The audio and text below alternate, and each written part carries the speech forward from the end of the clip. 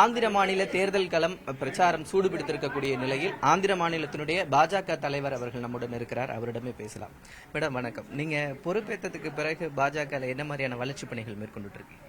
இல்லை, இப்போ இருக்கிற வளர்ச்சி எல்லாமே இன் ஒன் வே இது என்னோட தான் வளர்ச்சி வந்திருக்குன்னு என்னால் சொல்ல முடியாது. இருக்கிற காரியகர்த்தா அவங்க எல்லாரும் நல்லபடியாக வேலை பண்ணதுக்கு அப்புறம் தான் we have been able to actually grow and every कार्यकर्ता भारतीय जनता पार्टी के संबंधित இருக்கிற காரியகர்த்தா எல்லாமே நல்ல வேலை பண்ணிட்டு இருக்காங்க. இந்த எலெக்ஷன்லயும் நல்ல ரிசல்ட் வரும்னு நாங்கள் எல்லாம் நினைக்கிறோம். மேடம், நீங்க பிரச்சாரத்துக்கு உங்களுக்காக பிரதமர் இங்க வந்து மோடி வந்து பிரச்சாரம் எல்லாம் பண்ணாங்க.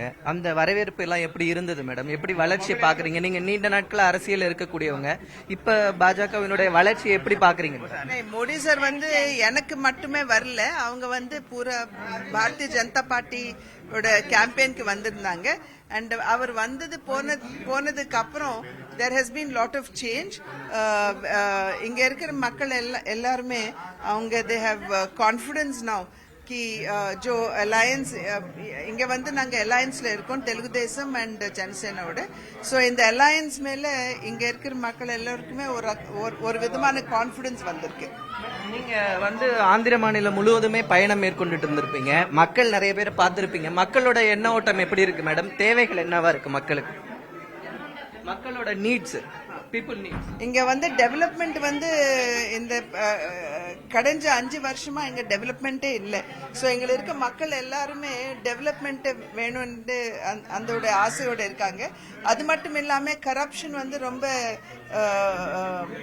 It's in very very high level. So they want corruption also to win. So I think this is the minds of the people. இப்போ இங்க இந்த ஆந்திரால உங்களோட பவரா நீங்க என்ன பாக்குறீங்க மேடம்? இந்த உங்க கூட்டணியோட உங்க அலையன்ஸோட பவர்னா என்னன்னு பாக்குறீங்க? பவர்னா வி ஆர் கமிட்டட். எங்களோட ஐடியாலஜி பாத்தீங்கன்னா பாரதிய ஜனதா பார்ட்டி சப்கே சாத் சப்கா விகாஸ் சொல்லிட்டு இருக்கு.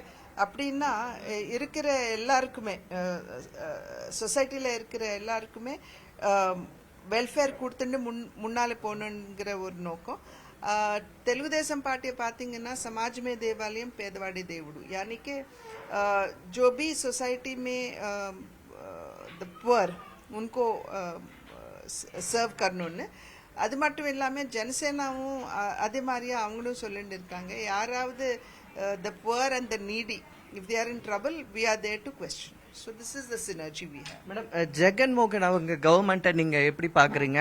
அவங்க மேல நிறைய இடி கேசஸ் இருக்கு, அதனால தான் அவர் பாஜகக்கு அவங்க எம்பி சப்போர்ட் பண்றாங்க, அப்படி மறைமுகமா சப்போர்ட் பண்றாங்கன்னு பேசுறாங்க. இல்ல ஷர்மிளா அவங்க ஷர்மிளா டெஃபினெட்லி பிகாஸ் அவங்க வந்து அப்போசிஷன்ல இருக்காங்க, she will have to throw stones at BJP, but that is not the issue.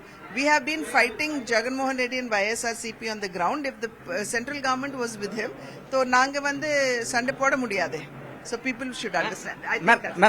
East கோதாவரியில இருக்கும், கோதாவரி காவேரி இணைப்பு திட்டம் இருக்கு, நதிநீர் இணைப்பு திட்டம், அதை பத்தி நீங்க என்ன சொல்றீங்க மேடம்? இல்ல, அது வந்து after the elections are over we'll talk to whether இங்க இருக்கிற மக்களோடையும் பேசணும் அண்ட் அதனால நம்மளுக்கு what is the benefit இன்னும் பார்க்கணுமே.